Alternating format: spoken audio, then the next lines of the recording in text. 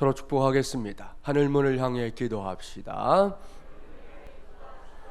근심하지 말라, 주님의 명령입니다. 할렐루야.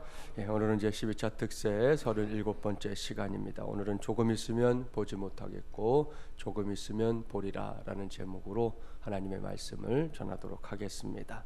지난 월요일 새벽에 살펴봤던 말씀, 그러니까 요한복음 13장부터 오늘의 본문인 16장을 지나 17장까지 이어지는 말씀을 소위 다락방 강화 그렇게 부릅니다. 이 말씀은 예수님께서 인류 구원의 역사를 완성하기 위해 십자가에 달려 죽기 전에 제자들과 가진 마지막 만찬자리인 이 마가의 다락방에서 전해주신 말씀이에요. 그래서 다락방 강화 그렇게 부르는데요. 다락방 강화의 목적은 한마디로 말하면 예수님께서 십자가의 고난과 이제 부활 승천을 목전에 두신 상황에서 자신이 이제 부재할 때, 자신이 없으실 때 세상에 남게 될 제자들을 하나님의 사람답게 준비시키기 위해서 주신 말씀입니다. 이러한 이유 때문에 제가 2017년도 고난주간인 이번 주간에 오늘까지 이 다락방 강화에 속한 말씀을 본문으로 택했던 건데요. 이를 염두에 두고 본문 16절 말씀을 함께 봉독해 보겠습니다. 16절입니다. 조금 있으면 너희가 나를 보지 못하겠고 또 조금 있으면 나를 보리라 하시니. 아멘. 사랑하는 새벽용사 여러분, 이 말씀이 바로 오늘의 설교 제목인데요. 얼핏 보면 무슨 수수께끼 같지 않습니까?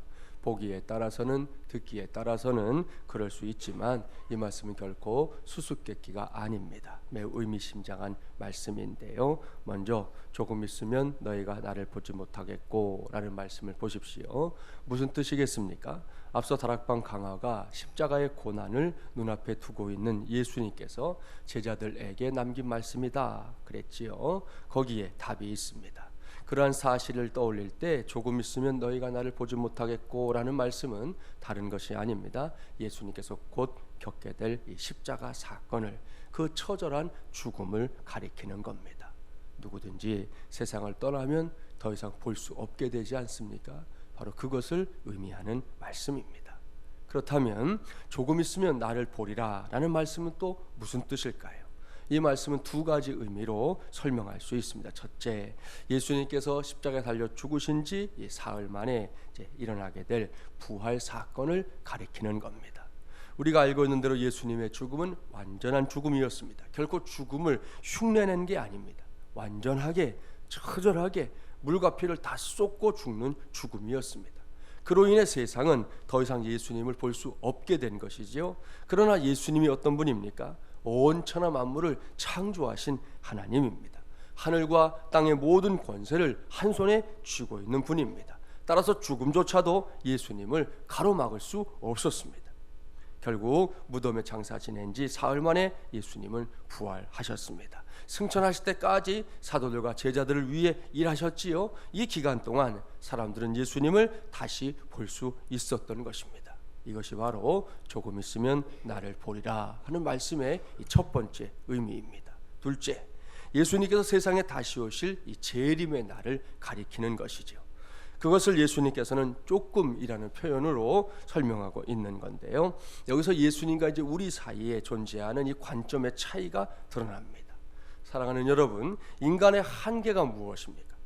여러 가지로 설명할 수 있지만 가장 근본적인 한계는 한치 앞을 모른다는 사실이죠.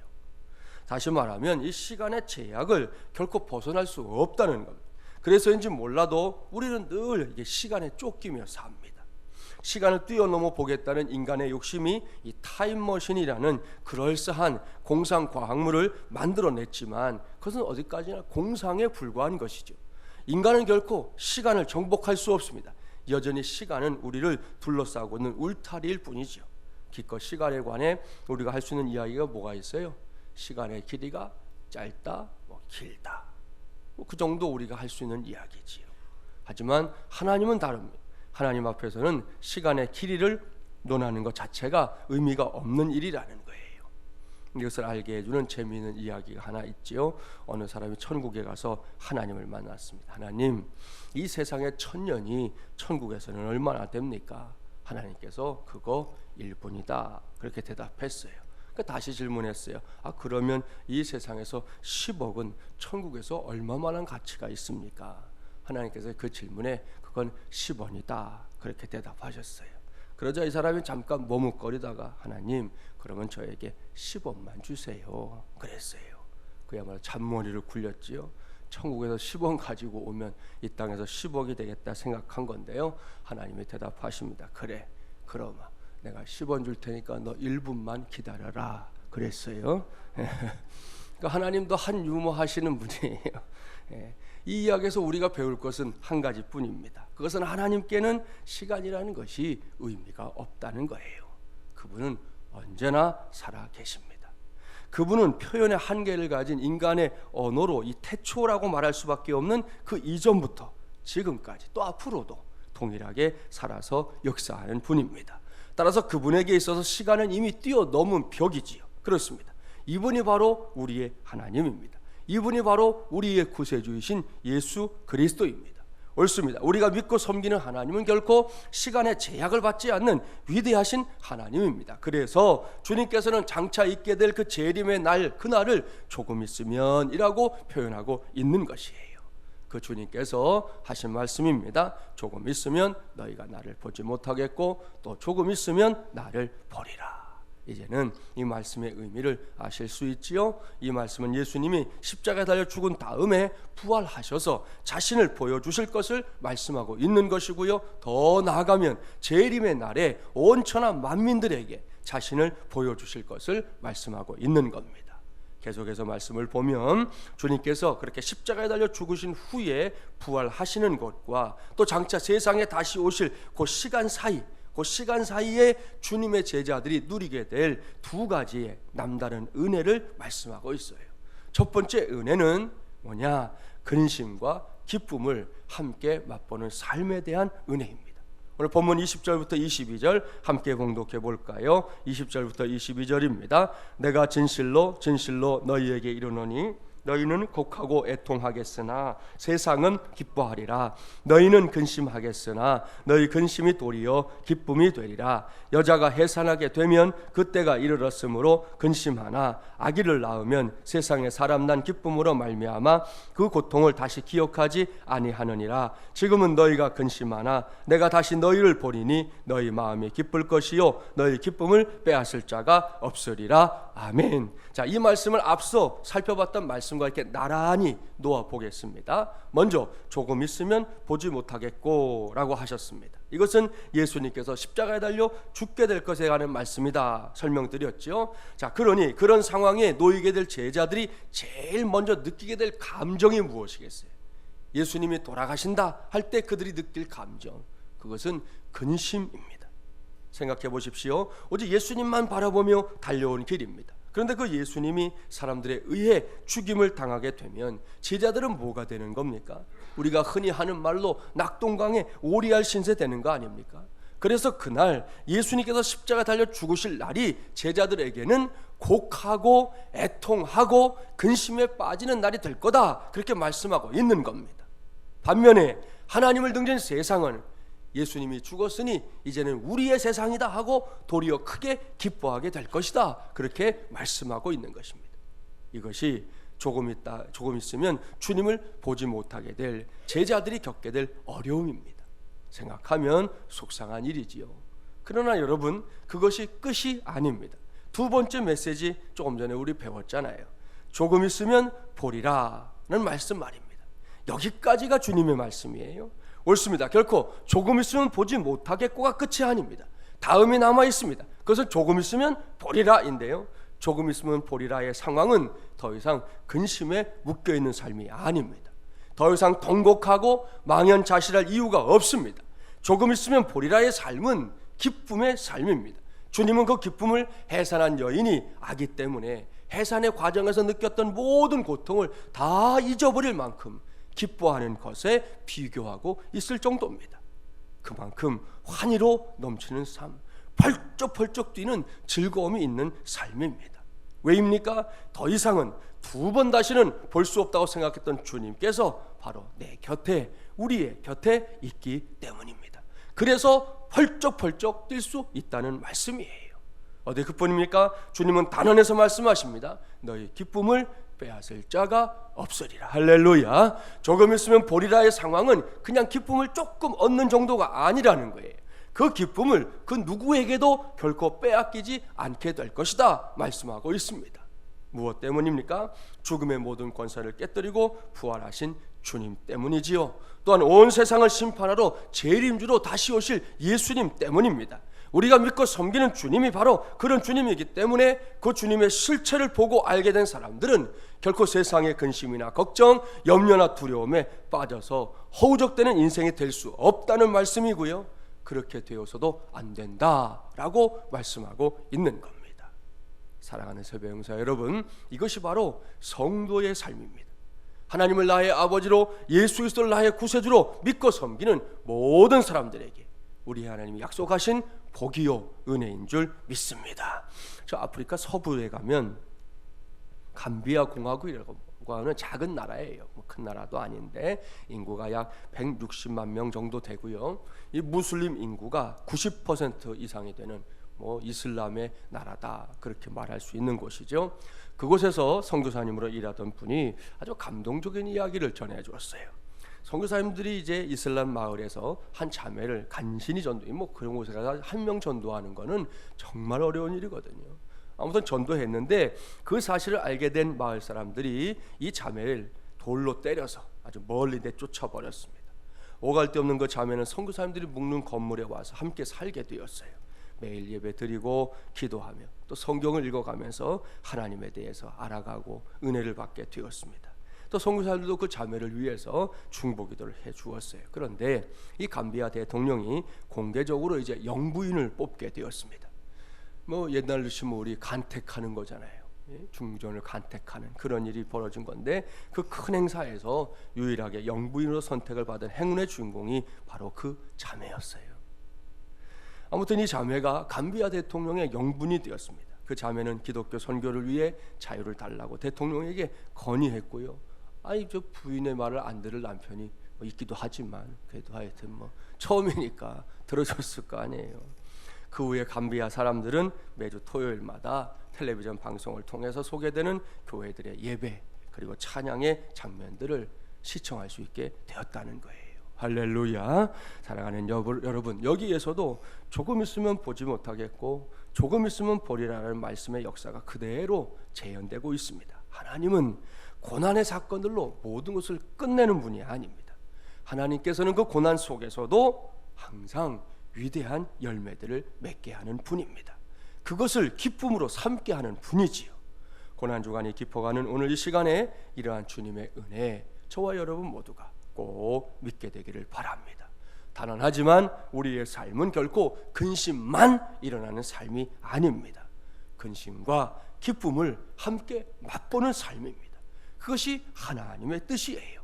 이 과정에서 얻게 되는 기쁨은 주님께서 말씀하신 그대로 그 누구도 빼앗아갈 수 없는 기쁨인 줄 믿습니다. 이 귀한 기쁨과 복의 주인공 되는 저와 여러분이 되기를 주님의 이름으로 축복합니다.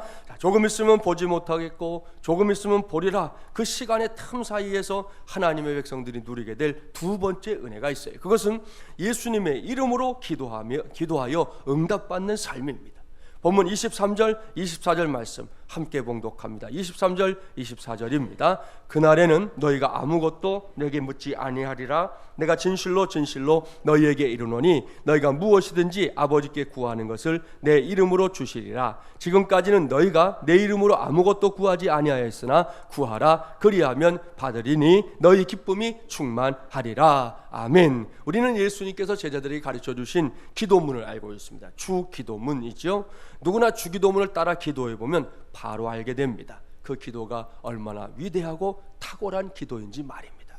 짧지만 모든 게 다 들어있는 기도잖아요. 그런데 방금 봉독한 말씀을 보십시오. 곧 십자가에 달려 죽게 될 주님께서 그보다 더 위대한 기도에 관해 말씀해 주시는데요. 그것이 무슨 기도입니까? 예수님의 이름으로 아뢰는 기도입니다. 우리가 오늘날 기도할 때 예수님의 이름으로 기도합니다 라고 하는 게 그저 이렇게 붙여진 무슨 종교적인 언어가 아니에요. 이것은 예수님께서 말씀하신 것에 순종해서 만들어진 기도의 형식인 것이죠. 예수님이 이 말씀하기 전까지는 제자들도 예수님의 이름으로 기도하는 거 몰랐어요. 하려고 하지도 않았어요. 그런데 이제 가르쳐 주신 것이죠. 지금까지는 너희가 내 이름으로 기도하지 않았지만 이제부터는 기도해라. 그러면 내 이름으로 주시리라. 그것이 오늘 예수님의 가르침이에요. 여기서 예수님께서 전제하는 것이 있지요. 그것은 하나님께 기도하는 것이 믿는 자들에게는 자연스러운 일이어야 한다는 겁니다. 다른 것도 그렇지만 기도하는 것에 있어서 주님은 늘 본이 되셨습니다. 주님께서는 오늘 시간처럼 새벽 미명에 기도하셨지요. 늦은 밤에도 기도하셨습니다. 때로는 철야 기도도 하셨습니다. 이렇게 때마다 시마다 기도하는 것이 얼마나 중요한 것인지 직접 보여주신 거지요. 이런 주님 앞에서 주님, 기도를 해야 할까요? 말아야 할까요? 이것은 결코 바람직한 질문이 아닙니다. 예수님에게 있어서 기도는 마땅히 해야 할, 반드시 해야 할 신앙의 도구였기 때문입니다. 18세기 영국의 작가였던 세무엘 존스는 이런 말을 했습니다. 우리는 빛이 무엇인지 알지만 그것을 설명하기란 쉽지 않다. 아마 이 사람은 기도에 대해서도 똑같이 말했을 거예요. 우리는 기도가 무엇인지 알지만 그것을 설명하기란 쉽지 않다. 아마 여러분에게도 비슷한 경험들이 있을걸요. 그동안 신앙생활을 하면서 기도에 대해 얼마나 많이 들었습니까? 기도하는 거 얼마나 많이 봤습니까? 남이 하는 것을 본 적도 있고 내가 한 적도 많습니다. 어디 그뿐입니까? 김진철 목사를 만난 이후로도 기도에 대해서 얼마나 많이 들었습니까? 그런데도 막상 기도에 대해 생각하고 누군가에게 이렇게 설명하려고 하면 솔직히 난감해질 때가 많습니다. 왜 그런지 아십니까? 단순하게 생각하면 될 일인데 자꾸만 이걸 복잡하게 생각하려고 하기 때문이에요. 이 대목에서 저는 이 지네와 딱정벌레 이야기가 떠올랐어요. 어느 날 딱정벌레가 지네에게 물었답니다. 지네야, 너는 다음에 움직일 다리가 어느 것인지 어떻게 아니? 별 질문을 다 해요. 참, 지네한테 다음에 움직일 다리가 어떤 것이, 우리는 왼발 움직이면 그 다음 오른발 움직이잖아요. 그래 우리 아는데 넌 어떻게 아니? 물었어요. 그때 지네가 대답했대요. 글쎄, 솔직히 말해서 그런 건 별로 생각해 본 적이 없어. 무슨 이야기인지 아시겠죠? 지네의 다리가 얼마나 되는지 아세요, 여러분? 지네가 종류가 많은데 최소 15쌍, 그러니까 30개죠. 최대 몇 개인 줄 아세요? 최대 170쌍, 340개짜리 지네도 있어요. 그게 길어질수록 여러분들은 이러실걸요? 짧을 때보다 길 때 더 흉측할 거예요. 아무튼 제일 많은 다리는 340개라고 그래요. 어마어마합니다. 그 많은 다리가 보신 적 있죠? 지네 가는 거 일사불란하게 움직이는 건데요. 그렇게 움직이면서 다음에 어떤 다리가 움직일지 어떻게 아냐고요? 이런 질문이 왜 필요한지 모르겠는데 아무튼 딱정벌레의 질문에 무심코 대답을 하고 나서 딱 돌아선 지네가 갑자기 그 문제를 골똘히 생각하기 시작했어요. 지금까지 단 한 번도 생각한 적이 없는 생각에 빠져든 것이죠. 어떻게 됐을까요? 지네는 이 문제를 생각하면 할수록 머리가 막 복잡해지는 걸 느꼈습니다. 그러다가 너무 헷갈린 나머지 급기야 온몸에 마비가 와서 더 이상 걸을 수 없게 됐대요. 여기서 한번 생각해 보십시오. 지네에게 있어서 다음에 어떤 다리가 움직일 것인가가 뭐가 중요합니까? 태어나서 지금까지 한 번도 고민하지 않고 자연스럽게 사용해온 다리들이란 말이에요. 그리고 그 다리들은 그렇게 자연스럽게 움직일 때에야 비로소 제 몫을 다하는 것이죠. 그런데 거기에 왜를 붙였더니 문제가 생기는 거예요. 여러분 340개 중에 다음에 움직일 다리가 어떤 놈인지 골라내려면 이거 어떻게 해야 되겠어요? 이거를 저 위에 있는 다리예요? 중간에 있는 다리예요? 끝에 있는 다리? 어떻게 할 거예요? 이거를 자연스럽던 것이 꼬여버리게 된 거잖아요. 이것을 기도의 문제에 연결시켜 볼 수 있어요. 예수님의 삶을 들여다보십시오. 예수님에게 기도는 자연스러운 것이었어요. 결코 복잡하게 생각하고 따져보고 주판을 튕겨보고 나서 할지 말지를 정하는 것이 아니었다는 말씀이에요. 기도는 그냥 본분이었습니다. 기도는 상식이었습니다. 기도는 그냥 삶이었다고요. 따라서 믿지 않는 사람들의 시각에서 보면 기도는 왜 기도하는가? 라고 묻게 되겠지만 믿는 사람들의 시각에서는 뭐예요? 기도는 도대체 왜 기도하지 않지? 이렇게 물어야 되는 거예요. 믿지 않는 사람들이 왜 기도해? 이렇게 묻는 거라고. 우리는 왜 기도하지 않지? 그걸 물어야 그게 믿는 자들의 삶이라는 거예요. 옳습니다. 예수님에게 있어서 기도는 하느냐 마느냐의 문제가 당연히 해야 하는 거. 그것도 힘써서 해야 하는 것이었습니다. 따라서 우리가 기도에 대해 생각할 것 역시 한 가지뿐입니다. 당연히 해야 한다는 것, 그것도 힘써서 해야 한다는 것, 바로 이것인 줄 믿습니다. 그런 다음에 조금 있으면 보지 못하게 될 예수님께서 조금 있으면 보게 될 그때까지 기도에 대해서 분명하게 가르쳐주신 지침 한 가지 꼭 기억하세요. 바로 예수님의 이름으로 기도하라는 겁니다. 그러면 어떻게 하신다고요? 너희가 무엇이든지 아버지께 구하는 것을 내 이름으로 주시리라. 지금까지는 너희가 내 이름으로 아무것도 구하지 아니하였으나 구하라. 그리하면 받으리니 너희 기쁨이 충만하리라. 아멘. 여기에서 예수님의 이름으로 기도한다는 거 두 가지만 꼭 생각하세요. 첫째, 예수님의 격에 맞는 기도를 해야 된다는 거예요. 예수님의 이름으로 구해도 부끄럽지 않은 기도 하면 반드시 응답하십니다. 둘째, 예수님의 이름으로 기도한다는 건 뭐냐? 하나님의 자녀로서의 자격으로 하나님 앞에 나아가는 것을 의미하는 겁니다. 그러니 오늘은 물론이고 언제든 기도할 때 하나님 앞에서 쫄지 마세요. 여러분, 하나님이 우리 아버지신데 내가 그분의 자녀인데 쫄 이유가 없다는 거예요. 그분 앞에 가서 구할 바를 구할 때 응답해 주실 줄 믿습니다. 여기까지 저는 오늘 조금 있으면 보지 못하겠고 조금 있으면 보리라는 말씀으로 하나님의 말씀을 전했습니다. 우리가 지금 그 시간대에 살고 있어요. 오늘 말씀하신 대로 이 시간 속에서 우리가 경험하게 될 두 가지의 삶, 근심과 기쁨이 함께하는 삶입니다. 그러나 그 종국은 뭐라고요? 빼앗길 수 없는 기쁨을 주시겠다 약속하고 있는 것입니다. 또한 이 시기에 우리가 할 일은 예수님의 이름으로 기도하는 겁니다. 그 기도에 우리 하나님 응답해 주실 줄 믿습니다. 이 귀한 복을 누리는 복된 날 꼭 되시기를 주님의 이름으로 간절히 축원합니다.